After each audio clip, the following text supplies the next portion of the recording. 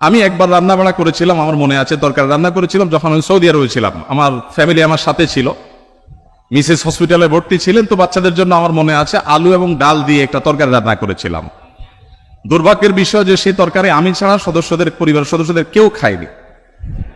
বহুত ফজিলত বর্ণনা করলাম, বহুত বোঝানোর চেষ্টা করলাম, বাচ্চারা কেউ সেটা ছুঁয়েও দেখেনি, তারা জাস্ট উপহাস করে ছেড়ে দিয়েছে।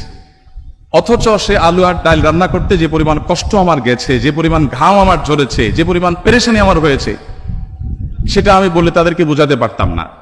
তো আমরা যারা কথায় কথায় খাবারের দোষ ধরি, আমাদের নবী সাল্লাল্লাহু আলাইহি ওয়াসাল্লাম এই সুন্নাত থেকে শিক্ষা নেওয়া উচিত যে মা বোনদের, আমাদের স্ত্রীদের, মহিলাদের খাবার যদি কখনো পছন্দ হয় আমরা খেলাম, আর অপছন্দ না হলে আমি খেতে চাচ্ছি না অপারগতা প্রকাশ করলাম, আমরা দোষ ধরবো না। খাবারের দোষ ধরেন নাই জীবনে কখনো? এরকম মানুষ এখানে আছেন? একজন আছি আমরা? থাকলে হাত তুলতে পারেন। একজন হাত তুলছে। আপনি খাবারের দোষ কখনো ধরেন নাই? কিভাবে সম্ভব? খাবারের দোষ কখনো ধরেন নাই?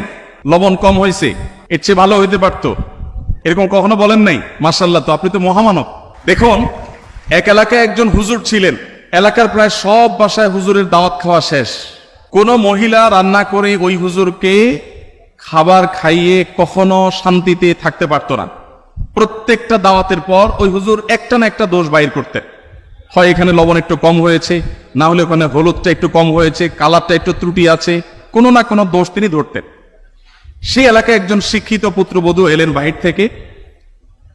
আসার পর তিনি এই হুজুর সম্পর্কে যখন ধারণা পেলেন যে একজন হুজুর আছেন, এই হুজুরের কেউ খাইয়ে সন্তুষ্ট করতে পারেন না, উনি একটা না একটা দোষ ধরেন। যদিও হুজুর মানুষ দোষ ধরার কথা না, নবী সাল্লাল্লাহু আলাইহি ওয়াসাল্লাম সুন্নাহর খেলাফ। যাই হোক, এটা কতটা বাস্তব ঘটনা তাও জানি